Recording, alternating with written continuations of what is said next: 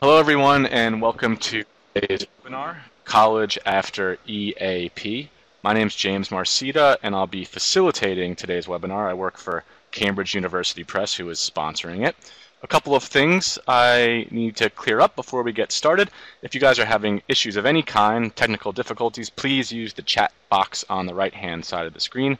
Likewise, if you have any comments or questions about the presentation, you can use that chat box. There will be a Q&A at the end of the presentation. This webinar will be recorded. So if you miss it, or if you have to leave during it, or you know someone who wants to see it, we're going to record it. We're going to put it up on YouTube. We're going to send out the links. You guys will have access to that after the conclusion. And at the end of today's webinar, we're going to give you an opportunity to download a certificate of attendance. You'll see a box where you can click on the certificate and download it. You can put your own name in there. But that's it for me. I'd like to now welcome today's presenter, Wendy Aspen. She's an English language teacher and teacher trainer at the University of Washington. She is also a Cambridge author. Now over to Wendy. Thanks, James, and thanks to all of you for showing up today. I'd like to start. Thanks, James. I'd like to start by just telling you a little bit about myself. I am from the University of Washington, as James said, in Seattle. I've taught English to international students for 25 years. And in addition to students in our university track IEP, we also work with matriculated students, both graduates and undergraduates. This is a picture of my campus in late March, early April. And I just want to share that with you because we're going to be talking a lot about campus today. I'd like to start to share with you some research that I think might be helpful for our discussion.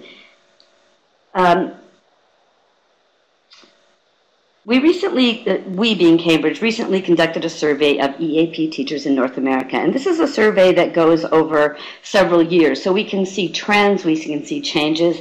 And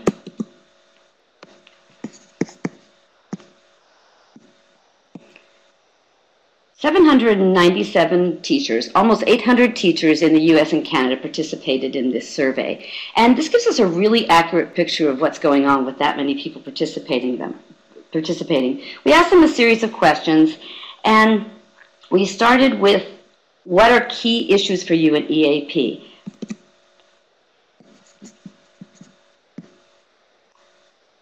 We asked these regularly for a couple of reasons. First of all, we can keep a pulse on what's happening in the field, and it also helps shape conversations with teachers. So that's where we started. We started with open-ended questions. What are the biggest challenges in teaching EAP and preparing students for college? And there were lots of things that came up. These were open-ended questions. Two things that came up in the beginning: lots of reading and lots of note-taking. So, as you're probably aware, no matter how much reading you give your EAP students, they're going to have more reading once they leave your classes, especially when they become either part-time or full-time mainstream students. They have to read across subjects, they have to read across genres, they have to do a lot of reading. So, it's really hard to give students that kind of practice or that kind of exposure in the classes that we teach. Another issue that came up is vocabulary. So as long as students are learning English, there are always going to be issues about vocabulary, particularly with the academic level. So a lot of other issues came up from the open-ended questions. So this was a good start for us.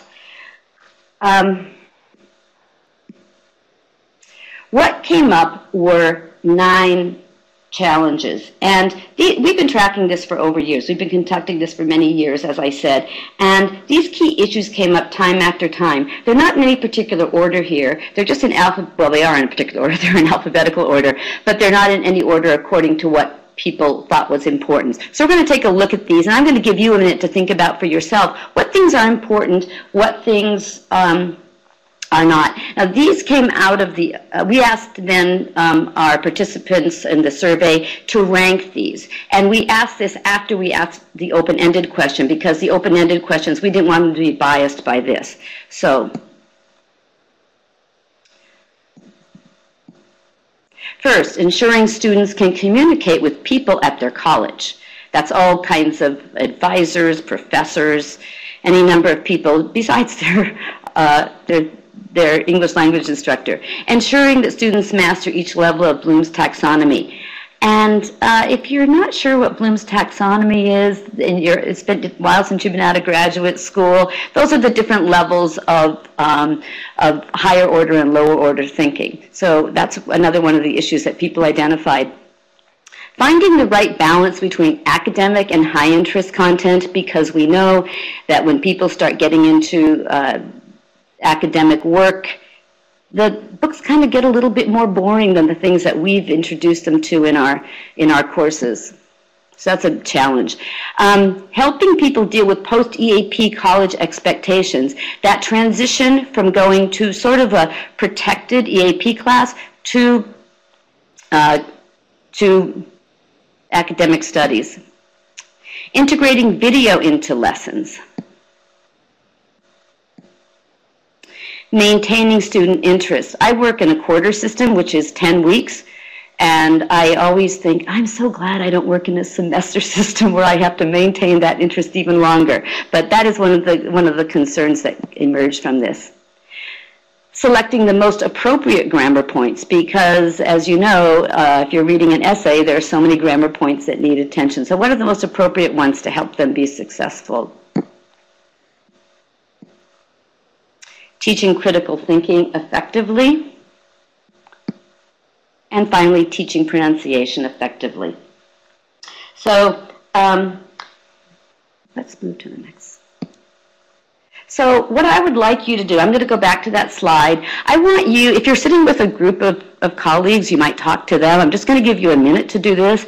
I want you to think about what's important to you. I want to rank the issues in order of importance. We don't have time probably for you to really think through all 9, but what I would like you to do is choose the top 3 areas that are challenging for you.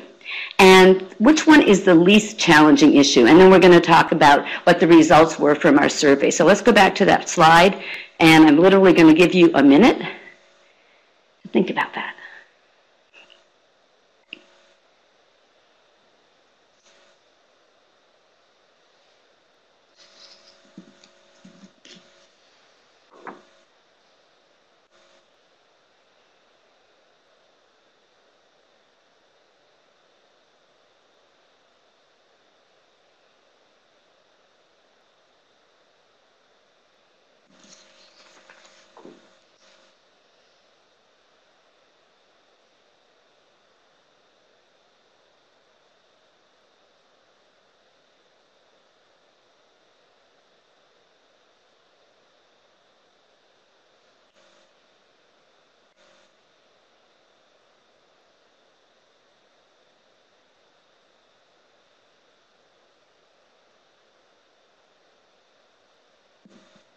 Wow, lots of responses popping up, and I'm seeing things that are pretty much in line with what we've seen. Let's take a look at what some of those results were from the survey that we did. So the results you're going to see on this slide have been weighted. That means that they have been changed from their raw data so that we have an overall score between 0 and 5, and it makes it easier to understand them.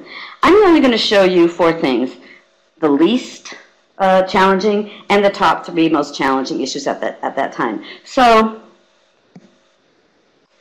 number 9, least challenging, is integrating video into your lessons. And at this point you're thinking, well, of course, why would that be challenging? I mean, there's all kinds of materials out there. But remember, this study was done over time, and there was a time where that really was an issue, a little bit higher on the list.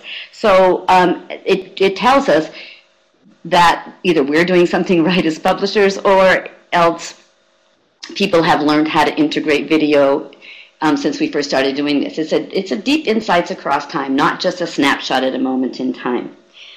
Our next one is academic versus high interest. So this is the 3rd biggest challenge. As I said, people start to see that academic stuff is really boring, and that has been an issue. And especially because the schools have more pressure to matriculate students into mainstream college and university programs. So that material has to be addressed. The second biggest challenge in preparing students for the realities they're going to face is something we don't often think about, but it's the transition from EAP into mainstream college or university programs. This generated a lot of commentary. Lots of comments came from teachers about this. So it seems that it's a key to long-term success of any EAP program. And of course, that's what we're going to talk about today. And as a lot of you have said in the chat here, critical thinking. This is something that EAP instructors have thought about for decades. It's often a culturally based thing, but the stakes keep getting higher. So this is something that students absolutely must be prepared for in order to be successful. So this is the surface level data, and we're going to talk about the details. We're going to look at some comments that came from college after EAP. Oops, sorry. Oh, sorry, this is the 9 in order in the most recent survey. So as you can see, teaching critically, thinking effectively, helping students post-EAP, and finding the right balance are the top 3. We're just going to talk about one of those today. So college after EAP. Plagiarism, whether intentional or accidental, is the biggest issue I've encountered with EAP students. And this is an issue in that transition because it becomes a very different issue once they're in college. We can tell them a million times how important it is, but that becomes an issue, a very different issue. Adapting to the workload and demand of the university schedule. I have students come in and they say, I can't do this week because I have a midterm. And I'm stunned. Like, you're in a university track program and you can't do these 2 tasks in 1 week. So understanding what that demand is actually going to be is really crucial. And this is a very big one. The social aspect of college, and we're going to see this quote again later on. The social aspect of college is often ignored. We prepare them to do presentations, participate in class, but not always how to make friends and generally succeed socially. And I know we've all been asked, how can I meet Americans? How can I meet Canadians? How can I do this? How can I do that outside of the classroom? So this is something that gets overlooked. So these 3 reflect 3 categories that we're going to look at a little closely. But overall, this is the important point. Surviving and thriving in college depends on much more than just language skills. That's what we're going to look at a little bit more closely right now. So from my experience and that of my colleagues here at the University of Washington in the academic support programs, which supports all university students, not just international students, we know that especially international and immigrant students often struggle to really integrate into college in North America. It's hard to adapt to college for most incoming students, even native speakers, but that's why there's so much emphasis on college readiness or college preparedness. But our immigrant and international students have additional challenges, no matter how smart they think they are or how ready they think they are. There are challenges they don't even know they're going to have. So today we're going to talk about some of those challenges and the role of an EAP teacher to help students be better prepared to dive into that new world. Okay, it's going to be in 3 categories. We're going to take a look at the challenges and some of the commentary that came from the survey, and then we're going to look at some strategies for dealing with that. So in the Cambridge survey, teachers across the U.S. identified a number of challenges. So the comments you see on the screen are from that survey. They need to work independently, but also reach out for resources when necessary. Well, there's a real conflict right there. They have to work alone, but they also have to know who and where to go to for help. When do they go to a TA? When do they go see the resource librarian? When do they actually talk to their professor? How do they work with the other instructors who might be able to give them support? Manage time and plan out assignments based on due dates and amount of work required to complete each task. Time management is huge. Time management is huge. So one of the most overwhelming aspects of college life is knowing how to study. You've probably seen that with some of your students. Knowing when and how much and where to study, finding a quiet place. It might seem obvious, but it's not always obvious to our students. So some students come to the university really well prepared to memorize information, study specifically assigned material, But that's not what happens. They get a stack of books, a research project they need to design, and only 24 hours in the day. So they need some direction and help to sort that out. Another area is classroom expectations. So they need to communicate openly with classmates and professors in a classroom setting. I remember when I was a freshman how terrifying that was, so I can appreciate what it must feel like to add a language issue on top of that. They need to participate in classes and group work. Sometimes students find it challenging to give their ideas. So the classroom in North America college setting is initially very daunting for international students. They probably feel fairly comfortable in large lecture-style classes, but the classes are going to get smaller as they proceed, and as they get smaller and active participation is expected, then it's intimidating. And the same is true with group projects and even online discussions, because their language skills are sort of on display at that point. And the third thing we're going to look at is campus and college integration. And again, here's the quote you saw earlier about the social aspect of college is often ignored, and I couldn't agree more. I'm a very social person, and I often feel really sad that I'm not really well prepared to help them do this, but I'm getting better at it. And I think today some of the things we're going to talk about, I think you'll see ways that you can help them do that. So one of the most valuable things about living abroad, and most of you probably have done that, or maybe you are currently living abroad, you get a chance to be part of a new culture, a new community. So some people do that more easily than others. You know, certain culture groups feel very comfortable doing that. But many students, they isolate themselves, they stay close with those from their own culture, and they don't really integrate into campus life or even the larger community, which is really where they have a chance to take advantage of that new culture.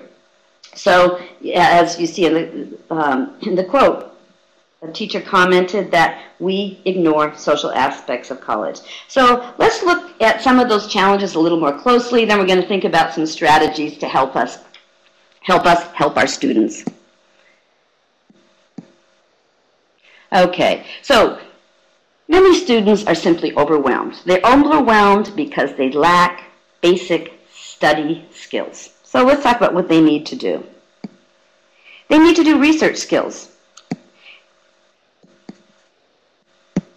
They need to avoid plagiarism. They need to develop awareness of library resources. And library resources doesn't include just books and journals and even online resources. It also includes human resources, resource librarians, knowing how to interact with them, knowing how to ask them. This might resonate with you. Managing a high volume of reading. We're going to talk a little bit about that. Sometimes they actually have more than they can manage to do. So we have to think of help them find strategies for how to deal with that. They need to listen to lectures. Okay, listen to lectures, but then the crucial thing is deciding what's important and what isn't important. And they need to manage their time and learning how to prioritize what's most important. This is especially true because they are surrounded by distractions. We all are. Knowing how to manage those distractions is part of time management. Okay, let's consider that mountain of reading they have to undertake.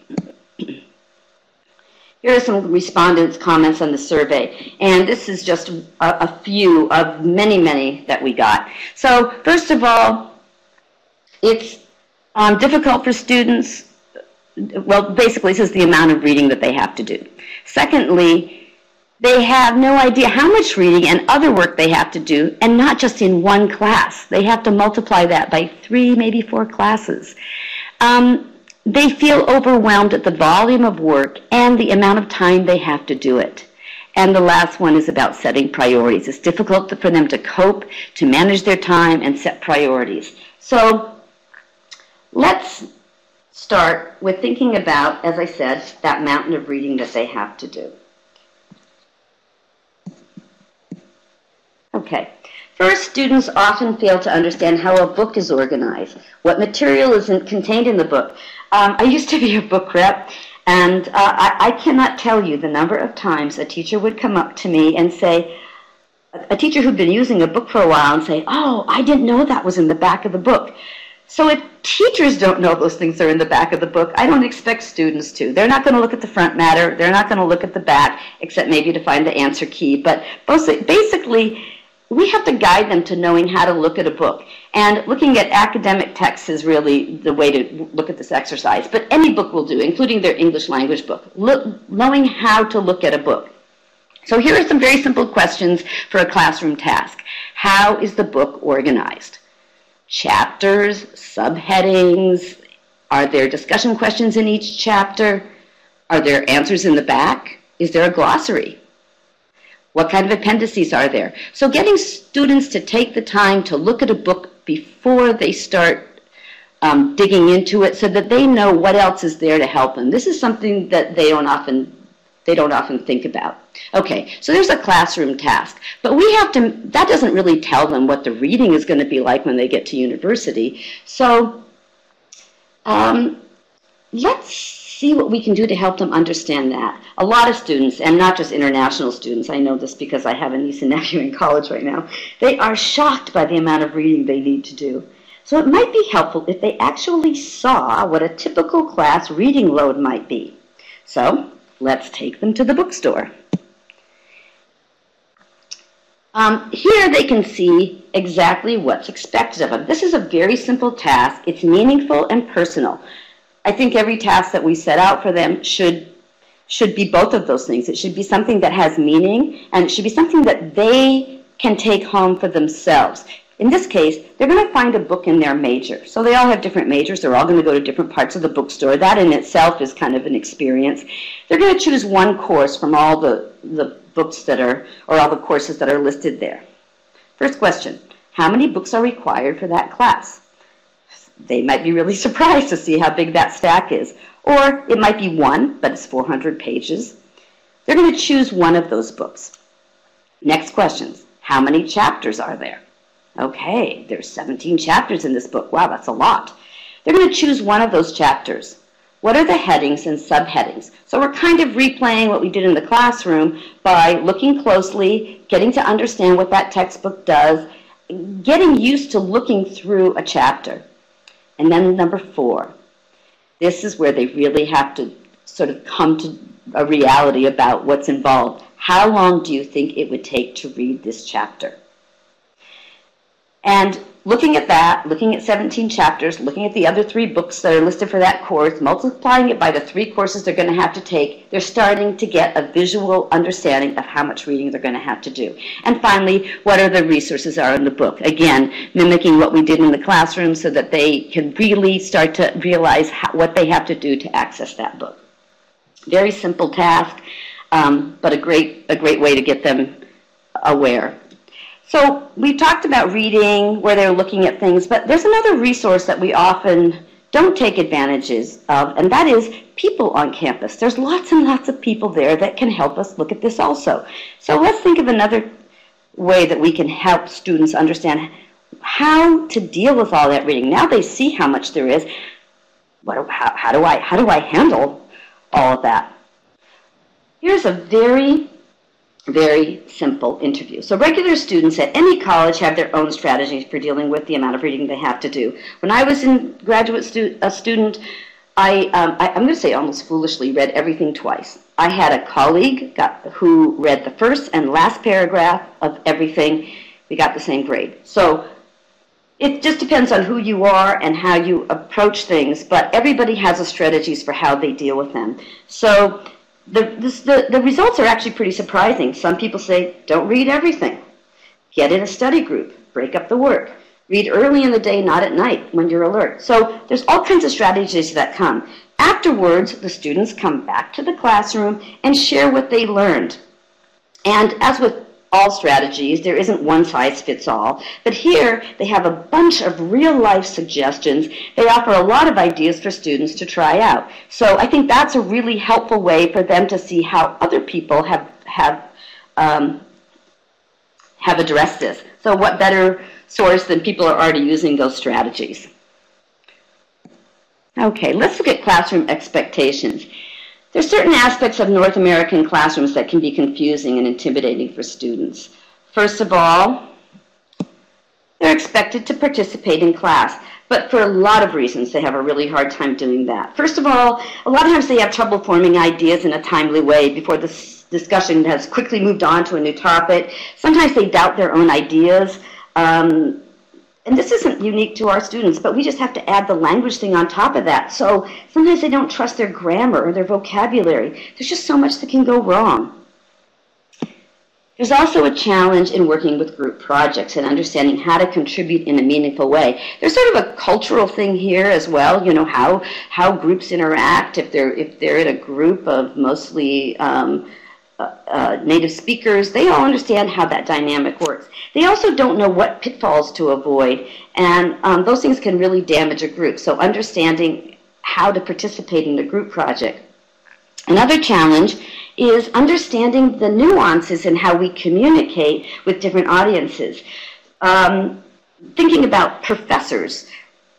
So a student didn't understand that in class they can call their student Dave, goes by his first name, but when she writes to her friend, she'll say, hey, Samim, hey. But when she writes, hey, Dave, there's something inappropriate about that. So that is something that is helping them understand how to appropriately communicate with different audiences. Posting on class message boards, there's the same kind of subtle differences emerge with discussion boards for class, because the comfortable language that we use in email, kind of sloppy language, tone isn't so important then. But when you're on a discussion board, tone is really important. So they're small but useful points about how we can disagree respectfully. So this kind of challenge, we're going to look at that last one about discussion boards. That kind of challenge is best addressed with lots of examples of postings, both good and bad. As we said, tone is really important. It's an important aspect of contributing to the discussion board, so you don't get, nobody freezes you out or people don't respect your opinion. And it's really helpful for students to identify what makes something sound soft, or what makes it sound cutting, or too direct, or rude, or sarcastic. So this example comes from a series called Prism, and this is from a reading writing series. I think it's intermediate level. So the first thing that I want them to do is to notice which one of these comments is agreeing, which one is disagreeing. Which one sounds rude? Which one sounds pleasant? So they're just looking at the language. We're seeing which phrases or maybe just the words that soften the sentence. It's a very effective thing because it's useful not just here in discussion boards, but in all kinds of applications, how we soften that language. So in the end, they have a chance to decide whether they agree or disagree with each response. And one of the things I want them to think about is your reaction based on the tone that you read there. I should mention this. I teach business English, and tone is a big part of what we do with that. Teaching about tone is really challenging because it's fairly subtle. But I recognize there are a couple of simple things you can do when you're trying to soften something. And I try to do this myself, not always very successfully. But before you hit send or before you hit submit, pause, look at it and think, can I add a modal somewhere? Can I add a would or a could or another kind of softener? So those are things that I think we can encourage students to do. So after they have a sense of how to create a respectful response, they choose one they disagree with, and then they write their own response using diplomatic language that they've learned. So students usually appreciate these really simple strategies, usually. But best laid plans. Last week I was working with a group of very advanced students, and we were talking about the discussion board task for our class. And the handout that I gave them included a little task where they had to evaluate these phrases. They had to decide which ones were better or a gentler way of disagreeing. And I was really surprised. I got pushback from one woman who thought it was, if she had a strong opinion, she should be direct. She didn't see the value in dialing it back just a little bit, making it a little bit softer. She thought that would weaken her point. Well, I was that girl once, so I understood her. I understood her really well.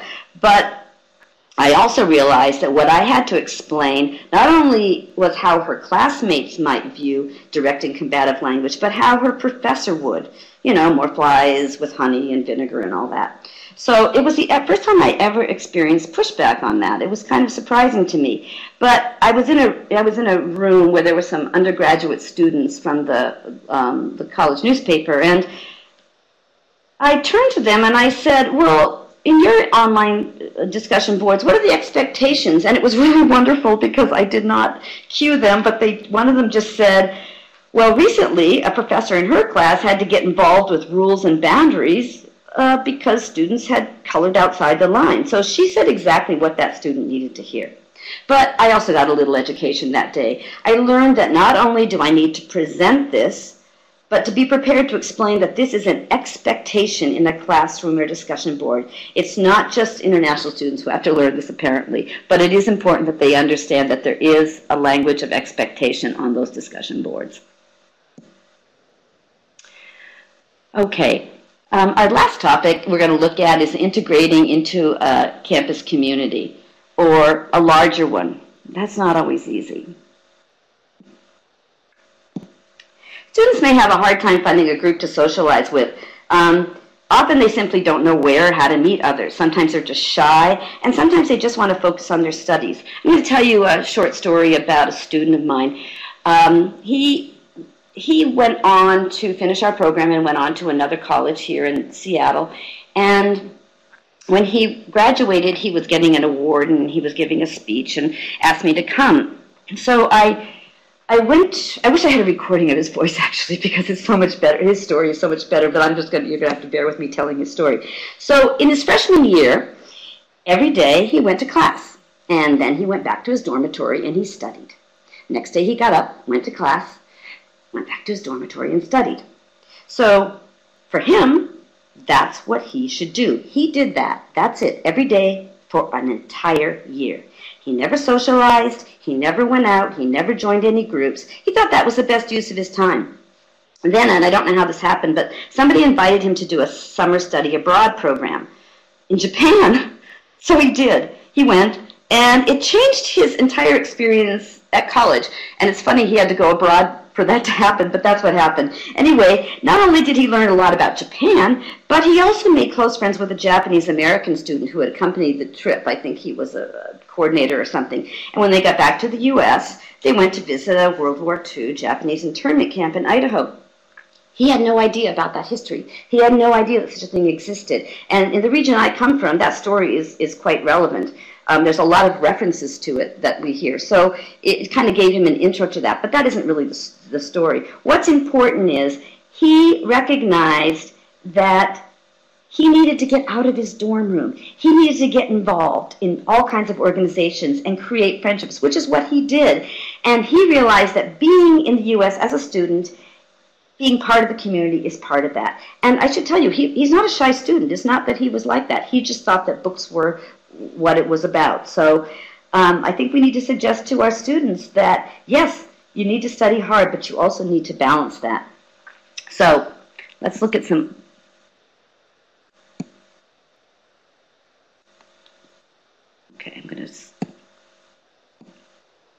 Okay, let's look at some things that we can provide for students.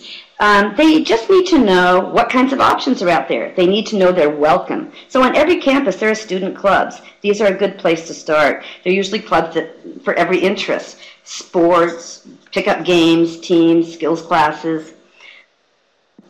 At the university where I teach, we have something called the Experimental College non-credit program.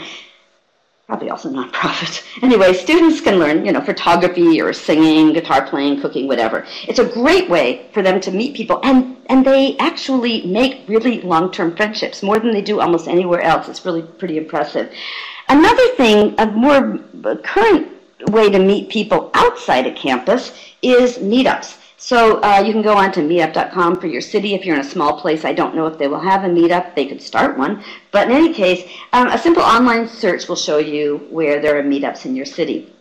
So for me, I would start with campus. I would have students explore the student union or the sports center, and I would have them do a scavenger hunt and learn more about maybe a club or something like that. But in any case, have them really get to know what all the things are on campus. They may not even be aware of what's out there.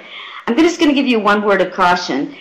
Things like scavenger hunts are really successful when you know exactly what they'll find. So take the time to do a little exploring yourself every single time, because this has happened to me. I think I know my campus really well. I've been there for 27 years. Oh, yeah. Oh, wait, that doesn't exist anymore. That's closed down. So just take the time to find out if it's still there each time you do that. And I know it sounds obvious. Maybe it's just me. Okay. Then I would move to the meetups. Students can do a search for meetups in your city and choose a meetup that looks interesting for them. Help them find one that's convenient to their home. And that search might be a good first step to pique their interest. They might see things in there they never thought about. A group that can go mushrooming. Oh, wow, that sounds really interesting. Go up into the mountains and do something like that. Or a chess team, or chess meetup, or people that just want to talk about movies. So all kinds of meetups. And if you haven't done them, I'm going to suggest you take a look yourself. It might be kind of a fun education. So that's the start. And then I would have them go to one of the meetups. And I talked to somebody about that once, and they said, well, that's not really safe. Well, that's the whole point. It is really safe. They meet in public places or people's homes, and there's a large group of people all with the same interest. And if they feel nervous, they can go in pairs. And then I would bring it back to the classroom. Have them, as a class, report back what they did, what they learned, and decide which meetup sounds the most interesting, or maybe which one was the most unusual. It's going to open a door for them, and you're the key. So we've looked at just a few of these challenges, and I'd like to end by offering some general strategies for addressing all of the challenges we talked about today. So first of all, I want to suggest that we expand the classroom to include the campus and the community. We have a program here at the University of Washington where my subtext always is, the community is my classroom. And it really helped me see how the city has just so much to offer. So I would start in the classroom, but continually expand that so it includes places outside the classroom. Campus first, and then the bigger community. It seems that's really the missing piece. You can talk about the health center in class, but if you don't take them there or show them there, they won't go there themselves. So have them visit classrooms, labs, bookstores, libraries, student unions, sports centers, all of those things. Give them tasks where they're interacting with staff, with faculty, other students on campus. All of those things help them get outside their heads in the classroom. Secondly, to help them explore and learn about campus life, we want to provide them with clear and meaningful tasks.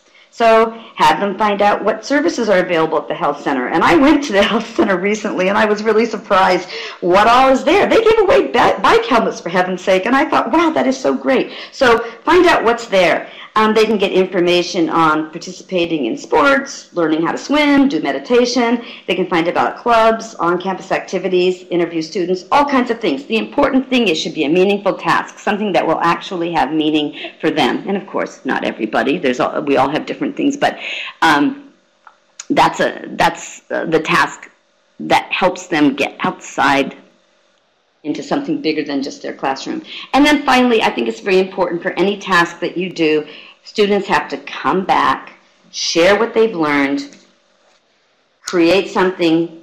Maybe they do a poster, maybe they do a brochure, a list of rules, a skit, something that helps bring it back. Otherwise, it isn't really a very useful task, and you probably all know that.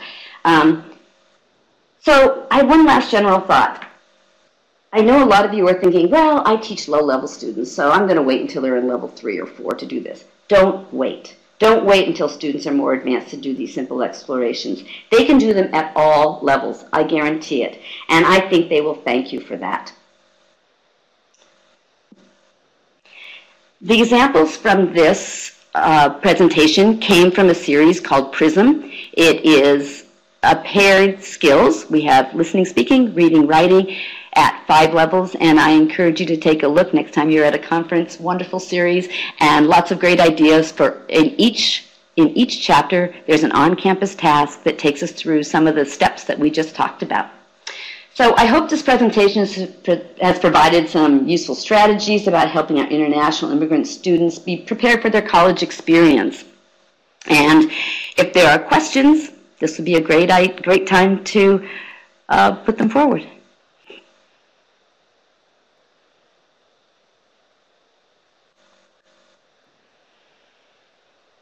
That was great, Wendy. Thank you so much. While we're waiting for some questions to come in, just want to let you guys know that your certificate of attendance is ready for download. If you want that, it should be on your main screen. You just click on the name of the PDF and then click Download File. You'll see once you open it that it will be editable, and you can put your own name in there, submit that to anyone you have to. Yeah, that's it for me. Okay, I see a question about getting copies of the book. I would just contact your local rep, and if you need to know who that is, well, I'm gonna let Kyoko or James respond to that maybe.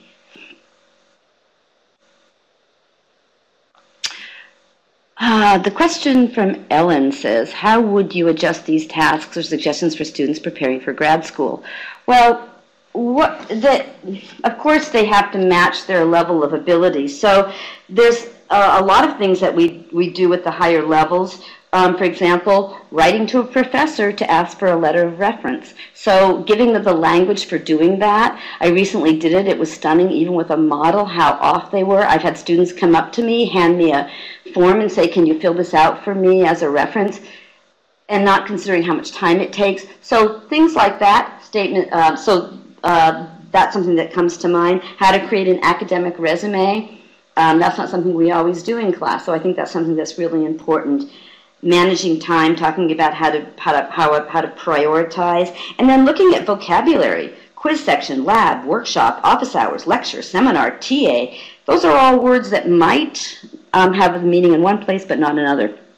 So those are things that if you look at the PRISM series, it's guided at the level 5. Those are going to be things that are really preparing them for grad school. And I think that these things are applicable to both undergraduate or grad school. I don't think it's in fact, most of the students that I work with are heading for grad school. What level is PRISM? I can't answer that.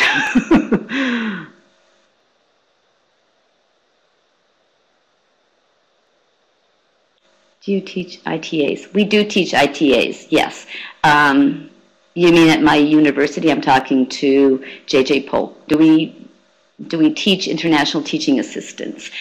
Yes, but I'm not sure I'm not sure how to answer that. Yeah, anything about the PRISM series, I'm going to have you ask your rep.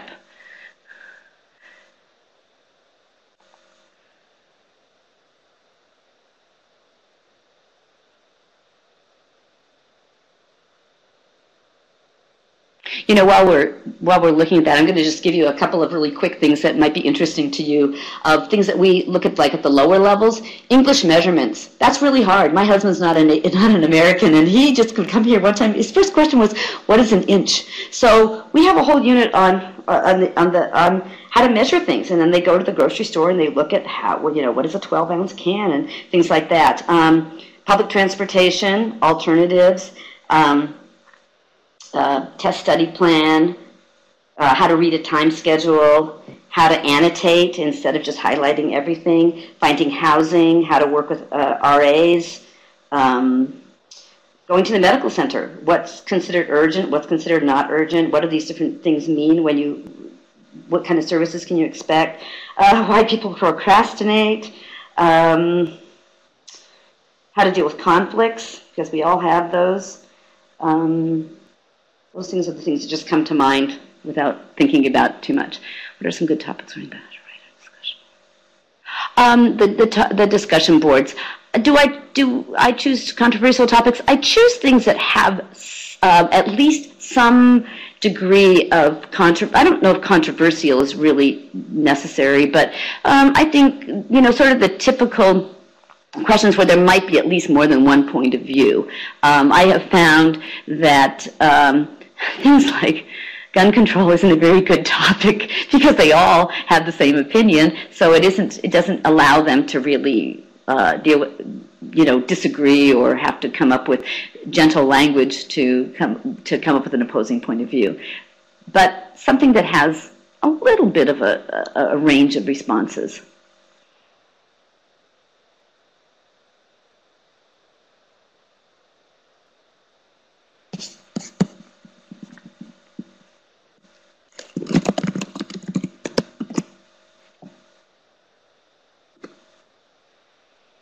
All right, I think that's going to do it for us. We are out of time, unfortunately. I just want to thank Wendy one more time for a great talk. I think it was really interesting. I want to thank you guys for attending. You had a really great level of participation, which is always good to see.